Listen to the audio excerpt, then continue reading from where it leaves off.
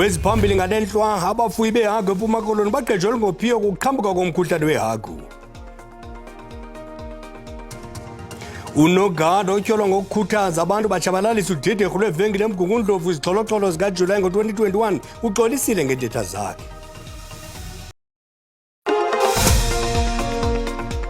Tshonile ngenandaba sinivubisela ngeselo lamathwala amadala ngalenhlwa amazi alo antubululo kolweni ekhaya samkele nababukeli kwijelo i-DTT.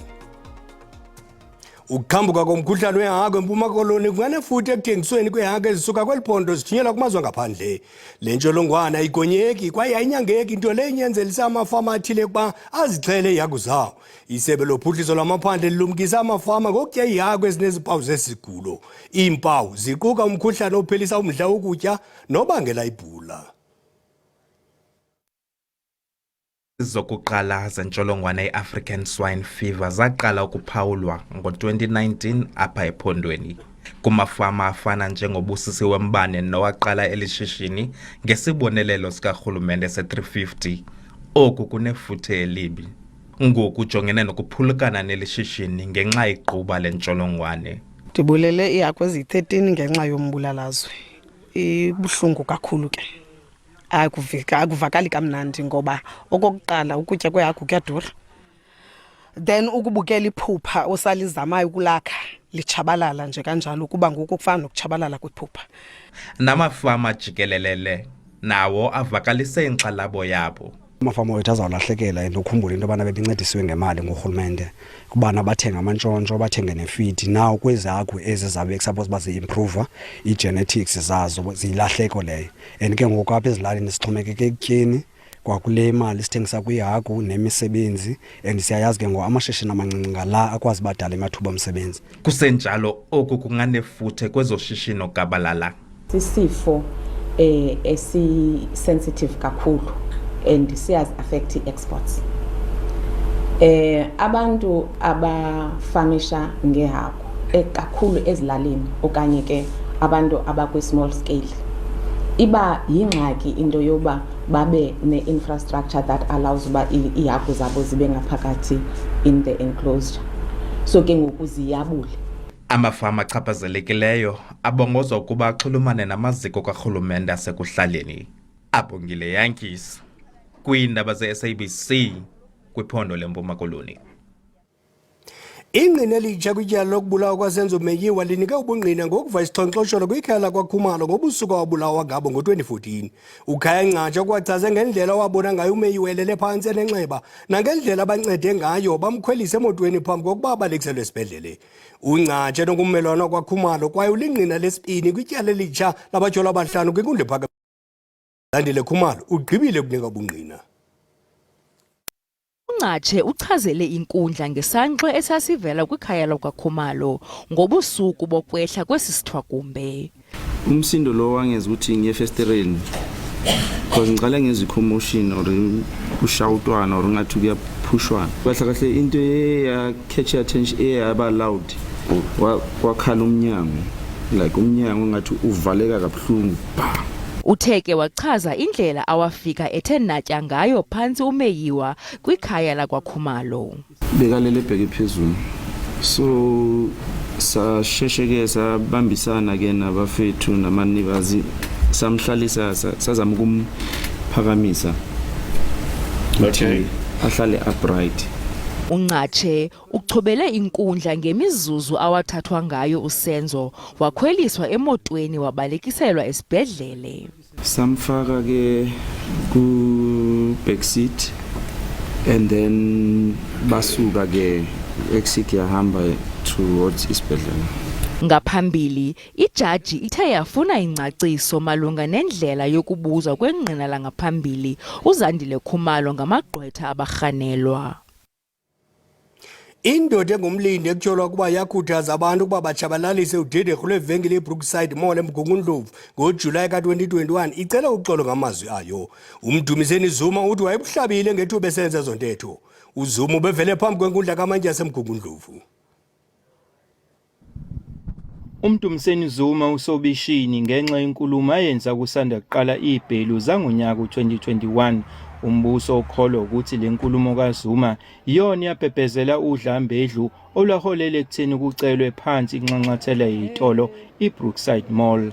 Ngaleso sikhathi kwakuvele kutatshwa ukudla ezitolo kulinyazwa nempahla ecela kwigidigidi zamarandi. Ividiyo wayenza ngolimi lwesiZulu. Umbuso ulethe ofakazi ababili abasize inkantolo ngokuhumusha le nkulumo iyesiNgisini. Nakuba uMdumiseni Zuma ekuvuma ukuthi uyena oyeqophela le vidiyo, uyakuhlaba ukuthi ngayo wagqugquzela abantu ukuba bavuke umpetshazane bashise lezi zitolo. Utshele inkantolo ukuthi samphoxa kakhulu lesigameko futhi uyayisola ngaso. Ehlonywe imibuzo umbuso, uZuma ugcine kuvumile ukuthi omunye umuntu wabuka le vidiyo wayengayithatha into ayishoyo ayisebenzise ngendlela engeyiyo. Uzwakala kuye enxonxa ama-comrades ongabangani bakhe ukuba bezocela phansi izitolo uma izobe isavuliwe ngakusasa, nakuba ethi wayengaqondile ukuthi abantu benze njalo. Umbuso uchaze uZuma njengomuntu onamanga noshintsha izitatimende nokuthi kumele ajezele izono zakhe zokuphephezela ibheli ezaholela ekushisweni kwenxanxathela yezitolo. Kulendele ukuthi abameli beyinhlangothi zombili bazwakalisa amaphuzu okugcina kulolu daba ngolwesithathu. Eindabeni ze-SABC nginguvusi Khumalo ePietermaritzburg. Kwalapha ezindabeni abantu abantsha baseMatatiyela eMpuma Koloni baqalise ishishini lamalahle besebenzisa imithi yewadli. Kodwa masithuba umntwana evenkileni kuqala.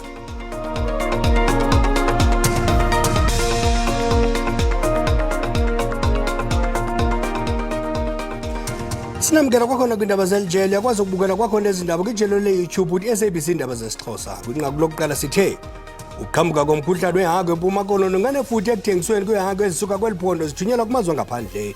Le ntsholongwane ayigonyeki kwaye ayinyangeki, nto leyo inyanzelisa amafama athile ukuba azixhele iihagu zabo. Isebe lophuhliso lwamaphandle lilumkisa amafama ngokutya iihagu ezineempawu zesi sigulo. Iimpawu ziquka umkhuhlane ophelisa umdla wokutya nobangela ibhula.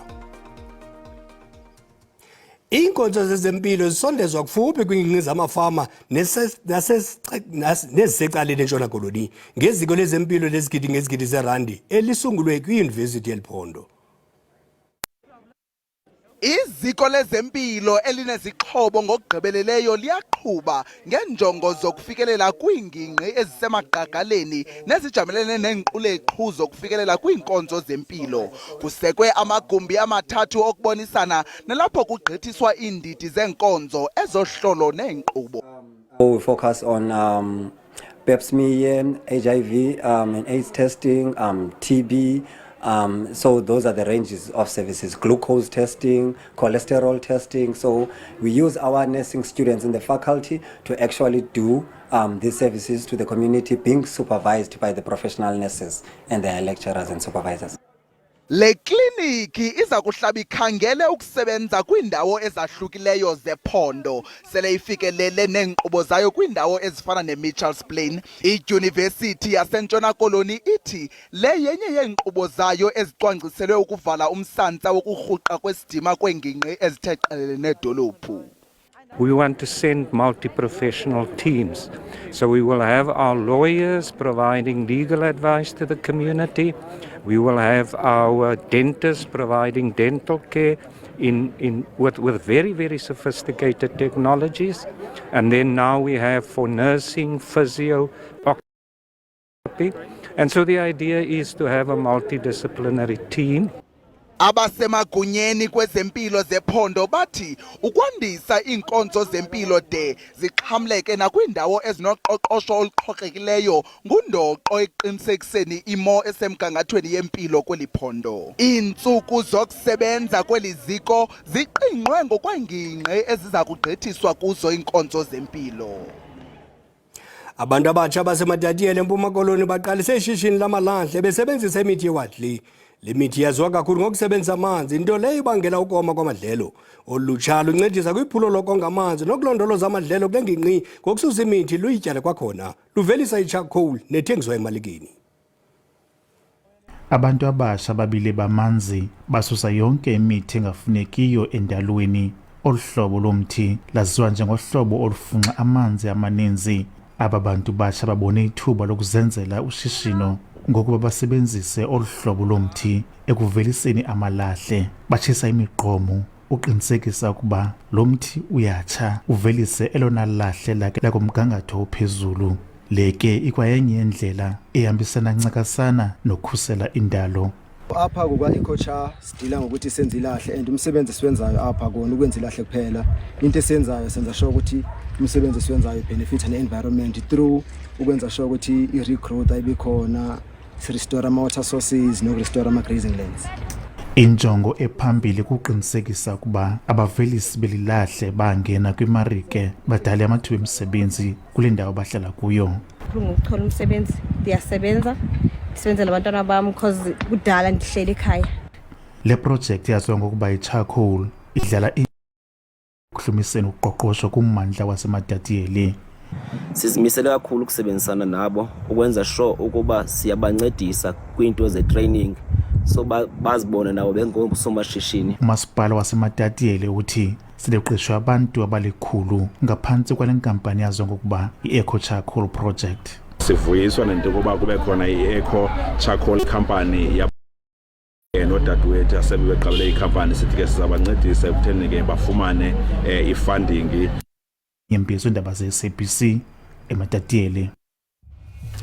Ngoku masithaphule izimvo zababukeli kwikhasi lethu le-WhatsApp bephawula ngephulo lolutsha lwaseMatatiyeli oluvelisa amalahle.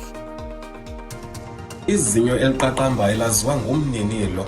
Uninzi lwethu silulutsha kweliphondo leMpuma Kapa sile kumaziko omfundo aphakamileyo sazifumana izidanga sanikwa negama elitsha kwathiwa sizinxiba mxhaka okanye sizingqwanga-ngqwili. Kodwa uninzi lwethu sajabela umcelimngeni wentswela-ngqesho. Imisebenzi inqabile kungoko ke isithi urhulumente vukuzenzele. Qhubekani, imali inqabile eMzantsi.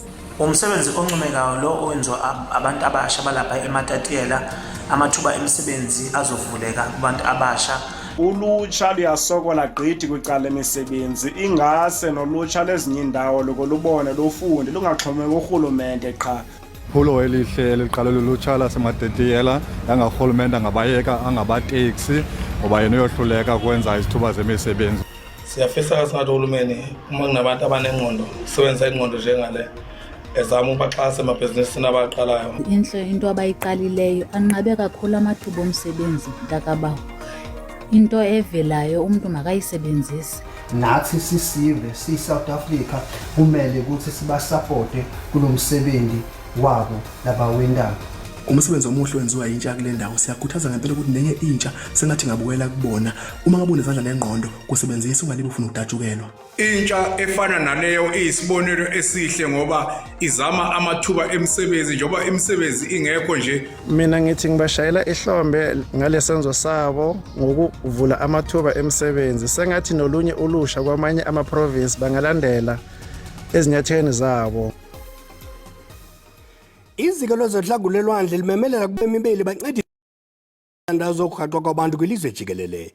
Lithi ziziganeko zokurhaxwa ezili-1,400 ezibikwa kweli ngonyaka. Oku nanjengoko namhlanje kuphawulwa usuku lokuthintelwa kokurhaxwa kwihlabathi. World Health Organization yahlonza izigameko zokuminza kwabantu njengento ke eyinselelo ebucayi ebhekene nomhlaba. Ngo-2021 ke kwaqala kwabungazwa lolu suku emhlabeni jikelele. Abe-National Sea Rescue Institute bathi lelizwe libhekene nenselelo enkulu yokuminza kwabantu.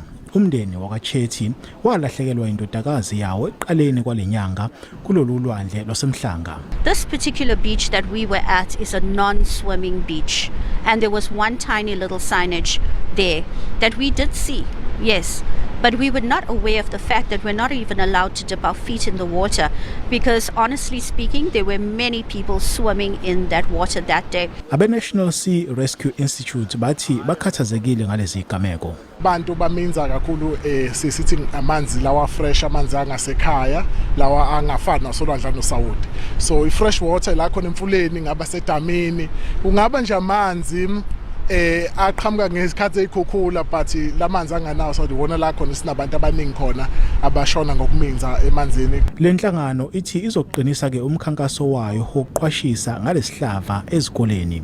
NginguSimpiwe Makhanya wezindaba ze-SABC ngiseThekwini. Inkokeli ezintsha zombutho wamanini e-ANC zibhengeze amalungu angamashumi 40 ekomiti yolawulo lonyulo kwinkomfa ebiseGauteng. Ugqithile ke ngoku umsebenzi wokunyula iinkokheli zeliphiko lamanina le-ANC. Ngoku ke lamanina athi aza kubhinqela phezulu aqinisekise ukuba umbutho we-ANC uyaluphumelela unyulo lukazwelonke kulo nyaka uzayo. I-ANC Women's League nenomongameli omtsha kraca uSisisi Toloshe igqebezele umsebenzi wayo ngokubhengeza amagama angama-40 amalungu esigqeba esilawulayo sikazwelonke. We invite them, they form part of us. It becomes a standard approach that if you are a former ANC president or the ANC Women's League, automatically then you form part of a structure that will be elected. Unobangela ukuba kubekho amalungu ambalwa ongezelelweyo, i-additional members ngesilungu, kukuba amalungu ebezimasele nkomfa aye ashiywa lixesha kwanyanzeleka ke ukuba bahambe bengekavoti. Utoloshe uthi iza kuba nguye owenza umkhombandlela walombutho kunye nezinye inkokheli kunye nesigqeba esilawulayo. Our discussion have been marked by purpose and determination. However, due to time constraints, the ANC Women's League 13th National Conference didn't conclude its business. As a result, a decision was taken to adjourn the National Conference in order to convene it at a later time to determine by newly elected National Executive Committee. Kusenjalo, iinkokheli ezintsha zibhengeze ukuba umlenze wesibini wenkomfa uza kubanjwa kubuxhaka-xhaka bale mihla, nalapho kuzabe kuxoxwa ngomgaqo-nkqubo. Abanye abafundi baka-grade 12 abangevayo ngendlebe babongoza amaziko emfundo enomsila ukuba alungiselele izixhobo ezizakusetyenziswa kulwimi lwezandla. Ukukudule ngethuba iYunivesithi yaseLimpopo isindleke iveki yabafundi abanezidingo ezikhethekileyo. Bekwiphulo lemfuna lwazi, aba bafundi baka-grade 12 besikolo esikhethekileyo isetotolwane bayinxalenye abafundi abanemfuno ezikhethekileyo abathabathe inxaxheba kwiveki yokutyelela iYunivesithi yaseLimpopo. Yes, I feel so excited because as a deaf person, I come here and I see everything at the university. It excites me because I feel I can come here next year and finish my studies here. Aba bafundi bathi ukuphuhla kunye namathuba okufumana izakhono kubantu abangevayo ngendlebe avulelekile emva kokuba ulwimi lwezandla lubhengezwe njengoluseburhulumenteni. I feel very excited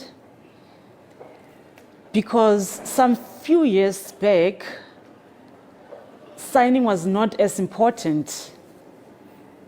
iYunivesithi yaseLimpopo iza kunika isifundo zolwimi lwezandla kwibakala labaqalayo kubasebenzi bayo ukulungiselela ukwamkela kwabafundi abangevayo ngendlebe.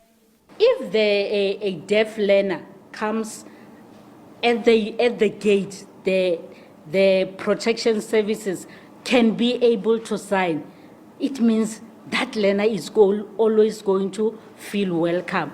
Le Yunivesithi yaseLimpopo ithi abafundi abangevayo abanamanqaku abavumelayo ukuba bamkelwe bangabhalisela naziphi na izifundo abazikhethayo. Umbango mthiya ucima umlilo ziphelile zalentlwa ngomso kobe kutshilo gxa bethu ngolwimi lukamageba makube chusibele.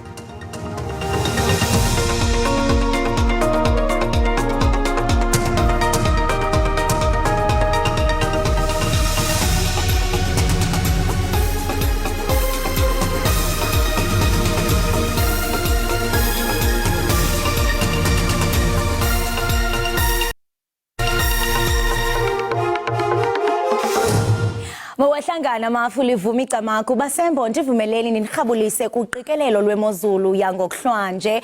Zimvula ezingephi ke ezilindelekileyo pha kwindawo ezipha komntla-ntshona ngaye u-30%. Xa sijonga ke kwindawo eziphakamileyo pha koRhawutini napha koPolokwane nakoLimpopo nakhona zimvula ezingephi ezilindelekileyo. Sihlabele imvula nomoya ngomso siyafumanisa ke kwindawo ezilapha kumbindi imvula ilindelekile kakhulu ngaye u-30%. Kanti ke kwindawo ezipha koBloemfontein kunemvula ezilindelekileyo pha koClocoland ngaye u-60%. Sihlabele mkamambukeli sijonge kaloku into yokubana siyaphawula uba uSouth African wakhupha isilumkiso sokuba ungalindela umlilo wamadlelo pha kwindawo ezipha ko-Upington neziphaluka nokulwatyuza kwamanzi kwindawo ezipha eKapa lodumo. Sihlabele mgama mbukeli sijonge amaqondo obushushu aphantsi ke ngokuhlwa. Siyaphawula kaloku kwindawo ezipha koKapa lodumo siso isixhenxe koWorcester ngu-4 degrees khona eSutherland ngu-3 qox. Xa sijonga mbukeli Polokwane bona babambene ngama 7 degrees. Sijonge mbukeli siyafumanisa ko Richards Bay ngu-15 degrees, eDurban eThekwini nguye u-12 degrees. Uma ngaba ke uphako Mount Frekwabhaca koqumbu kotsolo mayiqhuma imbawula kuba phaya eMthatha nguye u-5 degrees, koMonti ngu-14, eGqeberha nguye u-8 degrees. Sihlabele mgama mbukeli sijonge amaqondo obushushu aphezulu kwiphako Mosina nguye u-26, ePhalaborwa nguye u-26, kanti ke phako Richards Bay ngu-25, kanti ke phako Bloemfontein ko-Clockland nguye u-23. Maziqhume inqawe emaxhegweni kube xhosi kubele Camaku.